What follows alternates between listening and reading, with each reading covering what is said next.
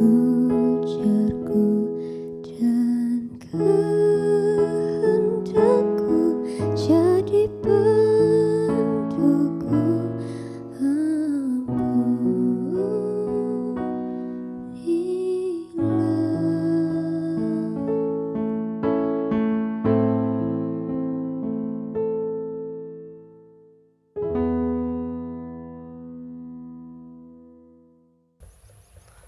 Bapak, Ibu, dan Saudara, Shalom.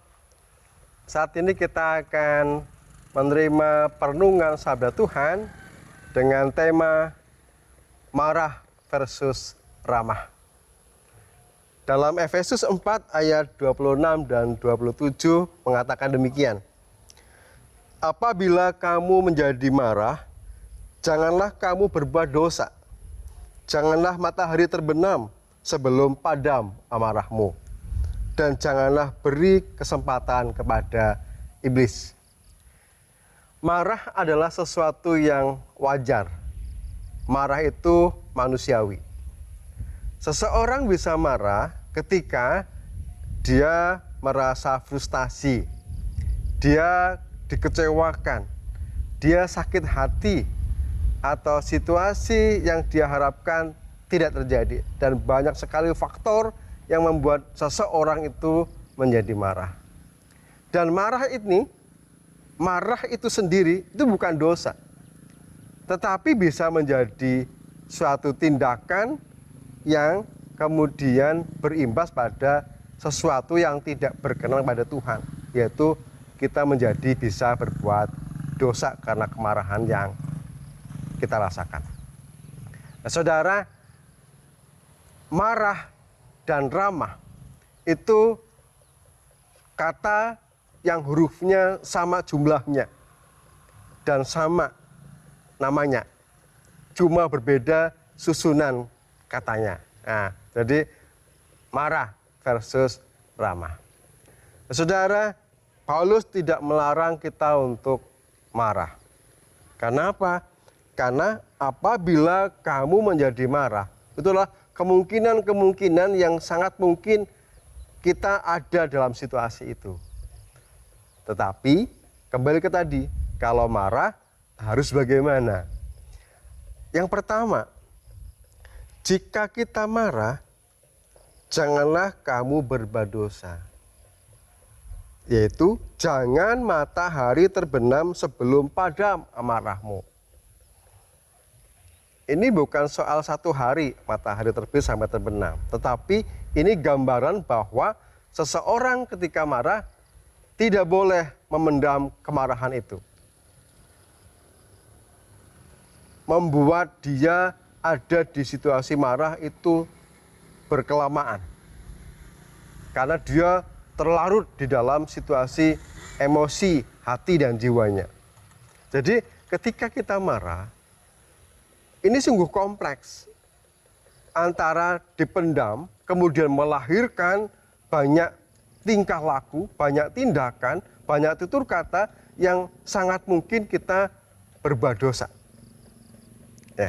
Jadi ketika kita tidak berbuat dosa ketika marah, yang pertama adalah jangan menunggu sampai matahari terbenam, dalam pengertian jangan dipendam amarah kita, karena itu akan merusak diri kita sendiri dan juga sisi sosiologis kita, sisi relasi kita dengan orang lain, dengan keluarga, dengan tetangga, dengan siapapun yang ada dalam kehidupan kita.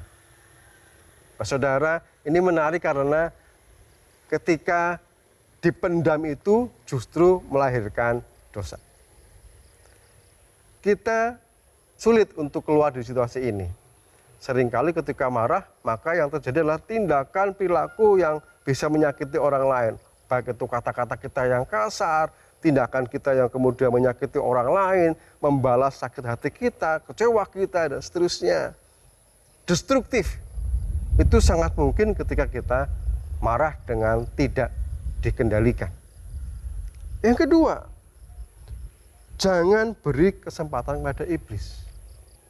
Ini sebuah situasi yang berlanjut ketika kita masih memendam amarah kita. kita akan ada di situasi yang kompleks, yang rumit. Karena justru diri kita tidak kemudian teduh dalam kemarahan kita, tapi justru membiarkan emosi kita meluap. Iblis akan sangat mudah untuk mempengaruhi hati, pikiran, dan jiwa kita untuk kemudian tidak menghiraukan lagi bagaimana sabda Tuhan yang sudah ada dalam diri kita itu tidak kita lakukan, tidak kita wujudkan dalam kehidupan kita. Nah, saudara, tidak memberi kesempatan kepada iblis. Ini lebih pada pengendalian amarah kita. Bagaimana ketika dalam situasi semarah apapun kita masih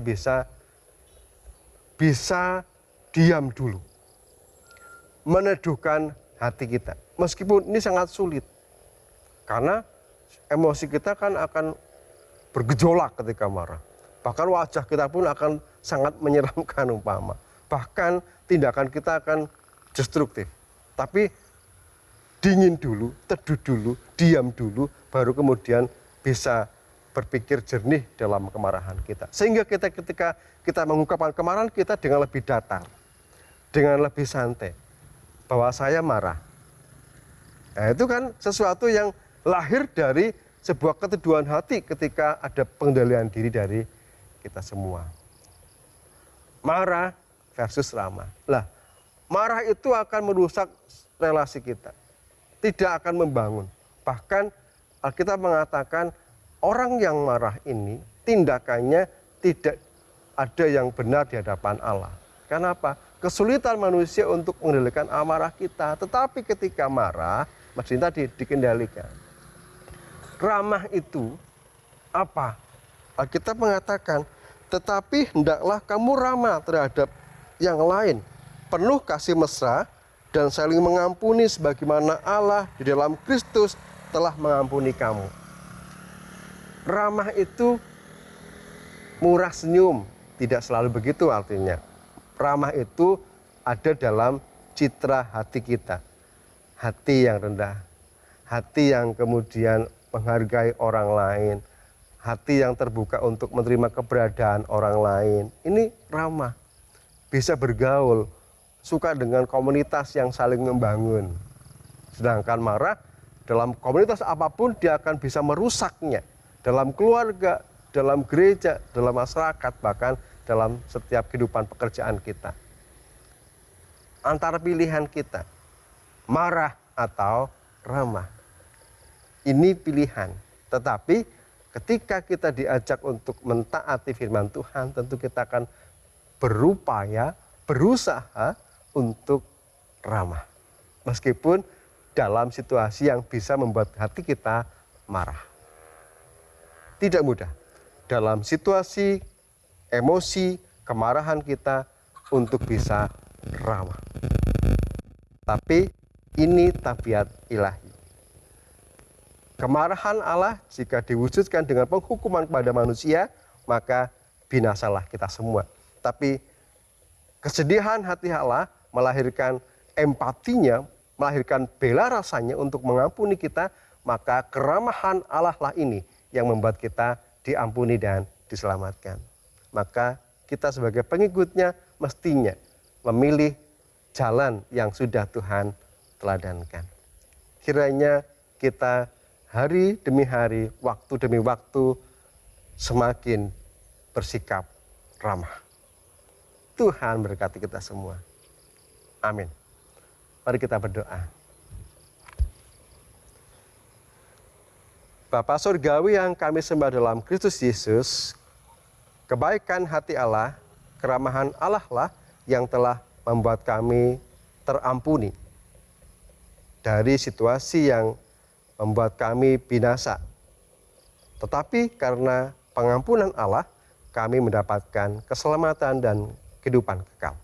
Kiranya dalam kehidupan kami sekarang ini, kami boleh berlaku, punya tata hidup, meneladani sikap Tuhan. Dalam Kristus Yesus kami berdoa. Amin.